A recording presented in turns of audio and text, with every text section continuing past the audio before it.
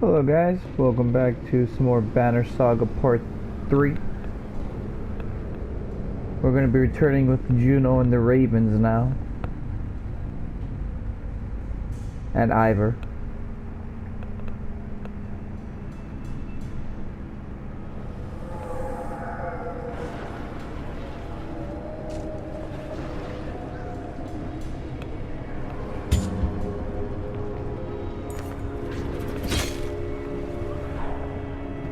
Look out, people are Bolverk. Oh no.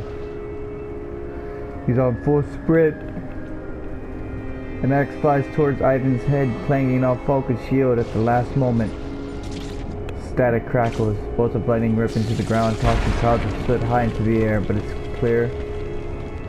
clears to reveal no body. You can feel Bolverk watching malevolently from afar, and his warped army turns, disappearing behind a hill. At least they seem to remember the sting. You know, the engraved axe Bolverk threw. This is a prized possession made from his own horn. The only reason he threw it is because he thought he could end this here and now. Stares into the darkness. I'm more worried about Bolverk than I can see. So where is it?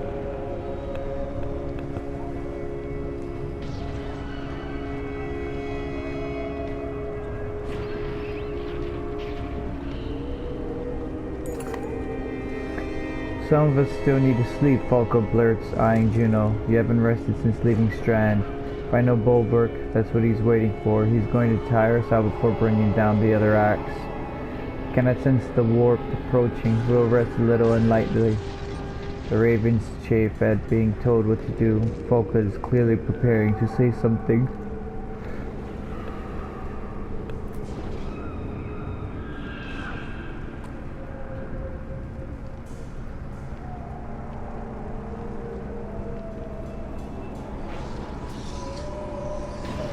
Count on an attack tonight, Falco says. You keep a rocky outcrop that covers as much of your back as possible.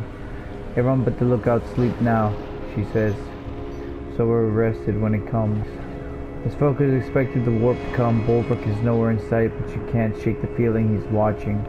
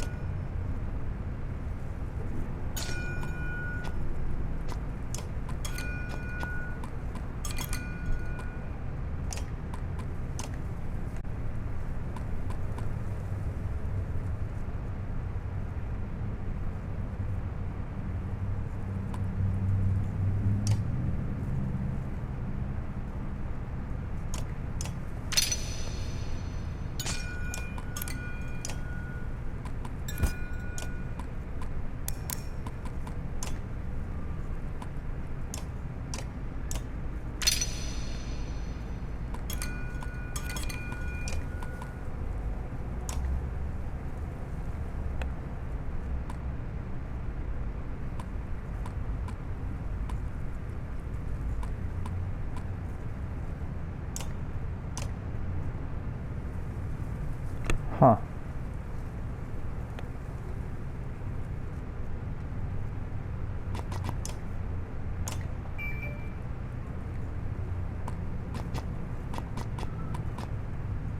Alright, who's going? You. You. We're gonna take Felguard and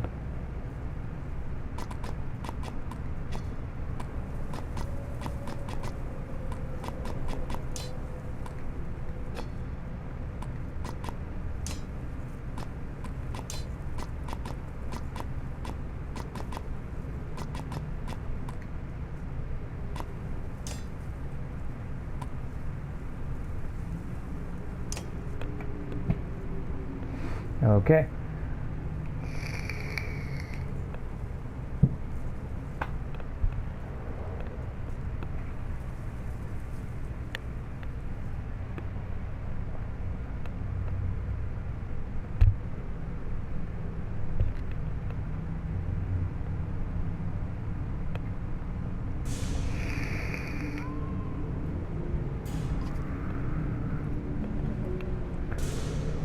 Gosh darn it. These things are ugly.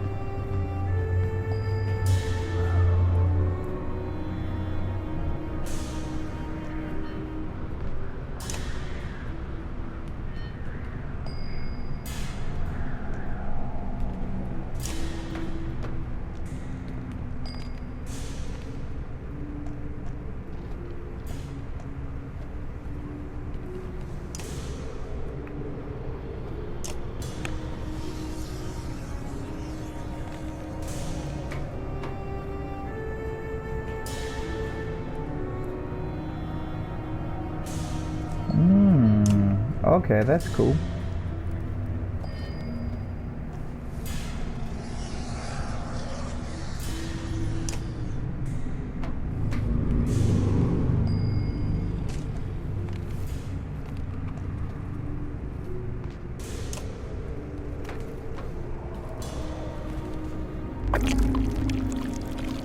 Ew, what are you doing?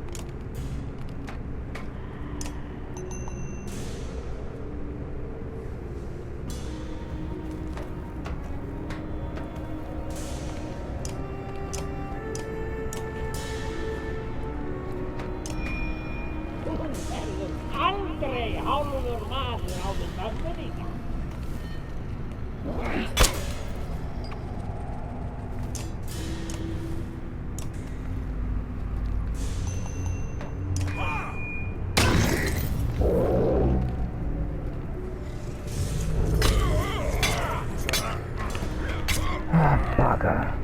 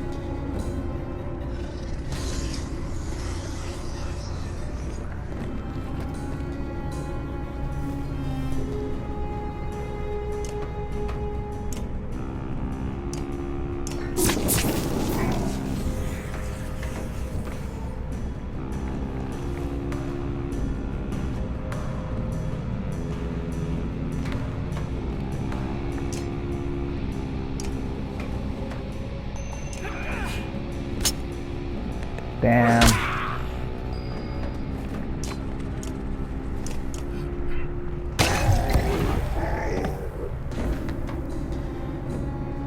Oh no.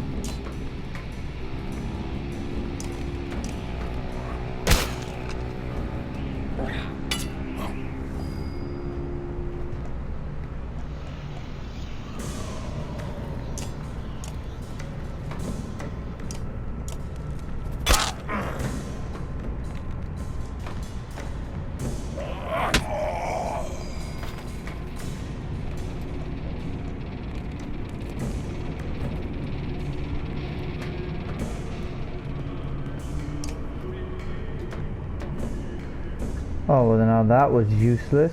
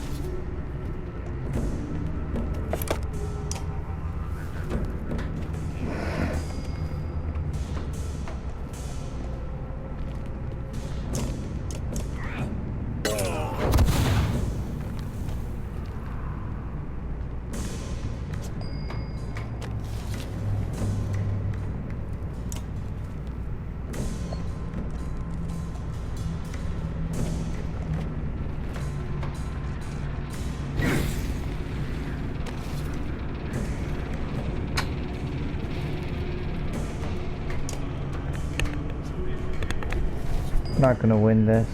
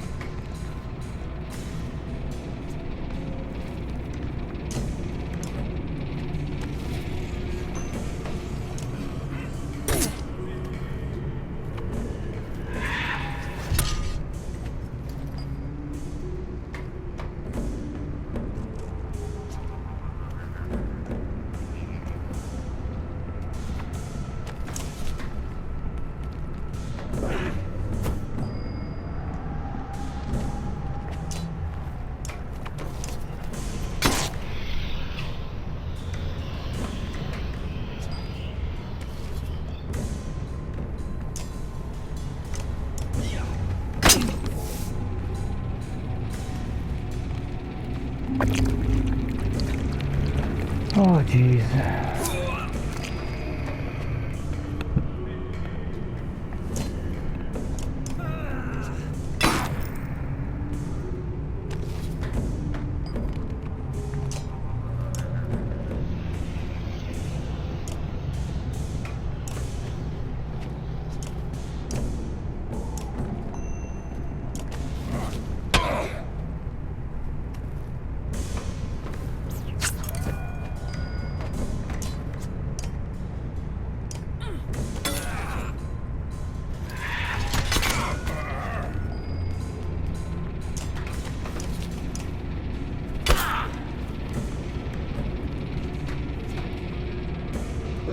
Uh-oh.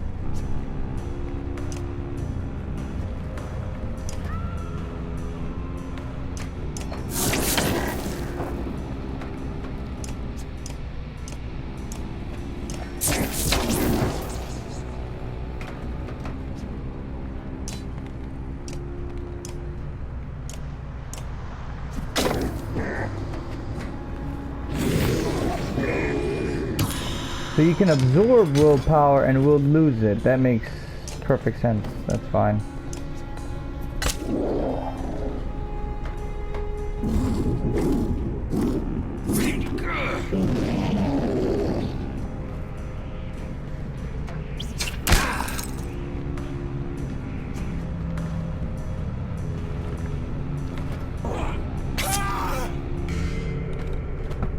That's nice.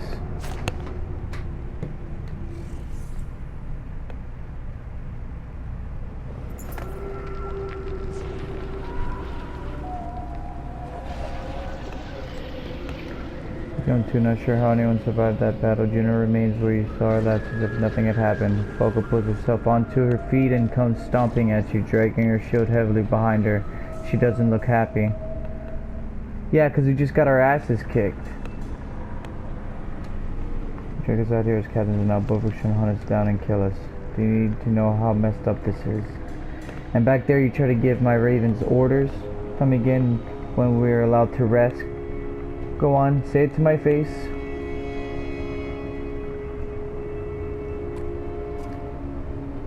What do you suggest, Folka?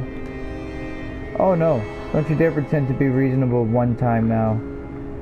Steam plumes from Folka's nostrils like an angry ox swirling through the cold air. I don't even want to hear your voice. The ravens are under my command, and if you want anyone watching your back instead of putting a knife, what if Ivor spoke on my behalf? You know what? That sounds like a good idea.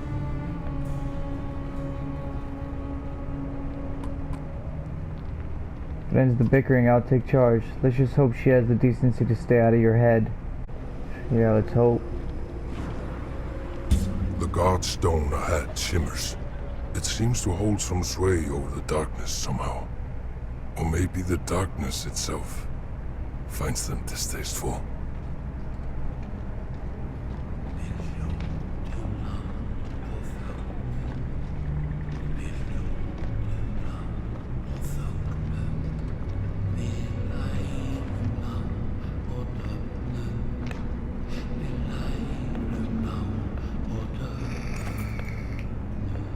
A golden glow greets you, the first warmth you felt since entering the darkness.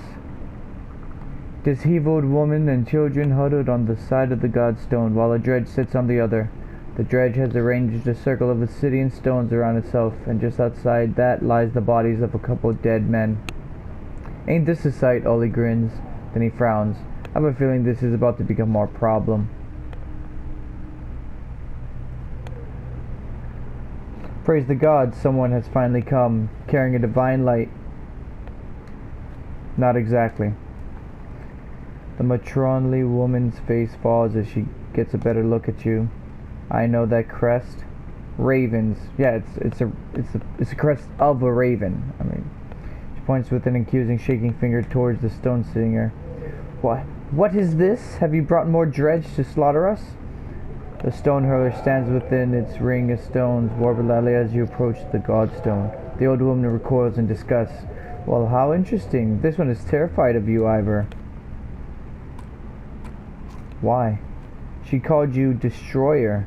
I heard of the Destroyer before, but I had no idea I was traveling with him. Is it really you? They speak of you like we do Bellower. Thought you'd be bigger. It's a misunderstanding. Where would you hear such a thing? Traveling with the Volca, but you do know where we are headed? You're an interesting one, Ivor. We should talk more. The old woman rejoins you again after a heated battle whispers with her kin. She clears her throat.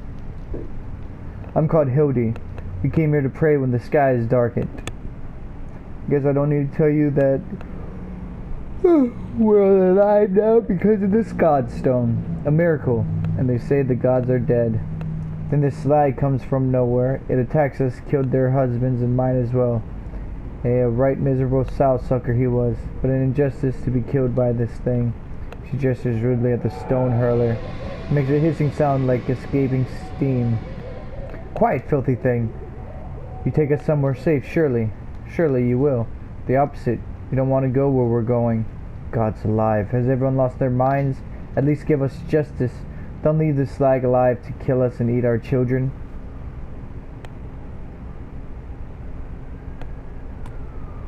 It's the dredge side of the story. She bristles at the implication. Alfred stabs her spear and the horns vibrate with a faint hum. The dredge sings a soft response. She said they left her no choice but to defend herself. Stuck here, same as them. By the gods, we've been found by the only slag lovers in the dying world. She snatches something shiny from the hands of one of her kin, weaving in front of you. This is what the ravens need, isn't it? You disgusting vultures. Family heirloom, worth more than it looks. I say we just bring the stone hurler along with us, Ivor. I mean, we've already got one. You said it was terrified of me. Then she won't put up much of a struggle, will she? What are you talking about? Kill it already! Kill it!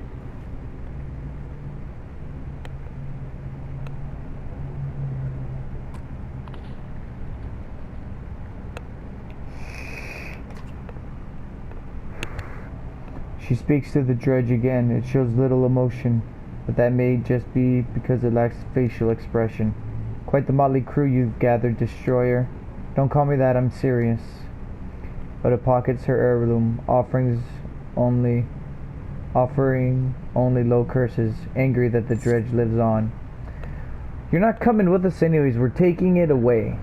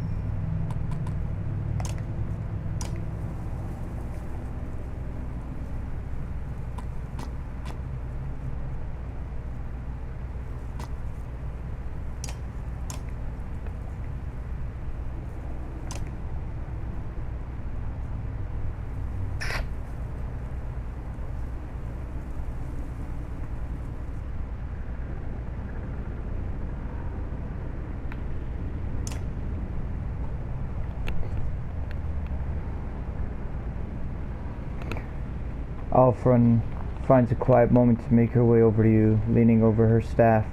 Why didn't you tell me, Varl? Tell you what? About being the Destroyer. It isn't something that comes up often in conversation. You'll have to excuse me. I don't always know how to speak with people. I spend a lot of time alone, or with the sculptors.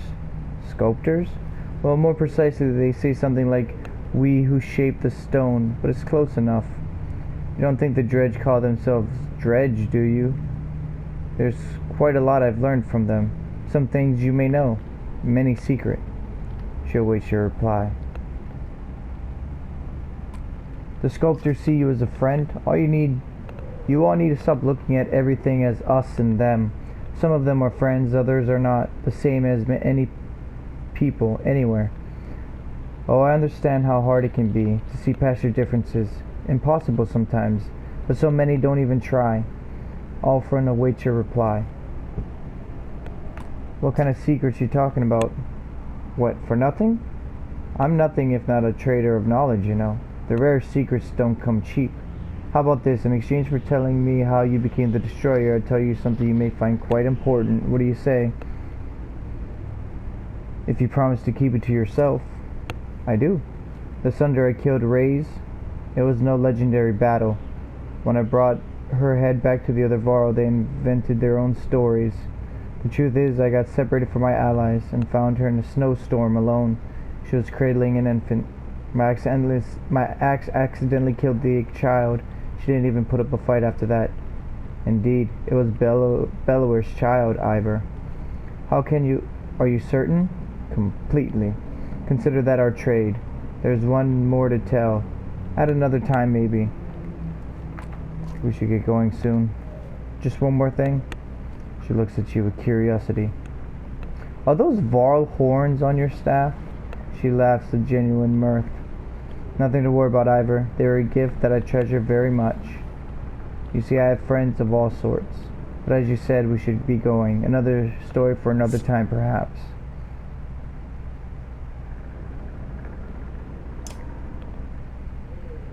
You notice Falco standing alone, arms crossed, sporting a deadly scowl. Everything alright? Yeah, we're doing great. Our leader is hunting us down. We've been kidnapped by witches. Now we're arguing about how many dredge we can save along the way. It's the kind of thing a little girl grows up dreaming about. I get your point. You still care about Bolverk? Are you trying to piss me off? Imagine little Let hunting you through the darkness, trying to rip your throat out. Now imagine some arse accuses you of having feelings about it. You notice Falco's hand instinctively go to the axe Bolverk had thrown at Ivan a few days back. What do you plan to do with the axe? Its name is Claw. And what do you plan to do with it is my business. Can we agree to keep it tucked away? And if the sight of it scares you, then yes, I'll keep it safe and snug right here. I'm not suicidal, Ivor. I'm not going to plant it in a Volca's skull. Not right now. We should get moving. So I came over now. Juno's ready to go. No, I came on my own. You know, I used to be great at telling when someone is lying. But it sure is harder these days, isn't it? You know what I mean? Let's get something straight. I'll take talking to you over Juno. But you're no raven.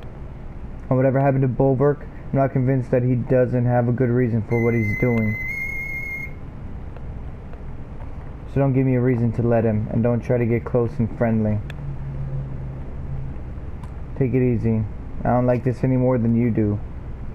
That's not part of the job. Bad things happen when I let my guard down. Now excuse me while I gather the unkindness. Unkindness? That's what they call a flock of ravens, Ivor. Fitting.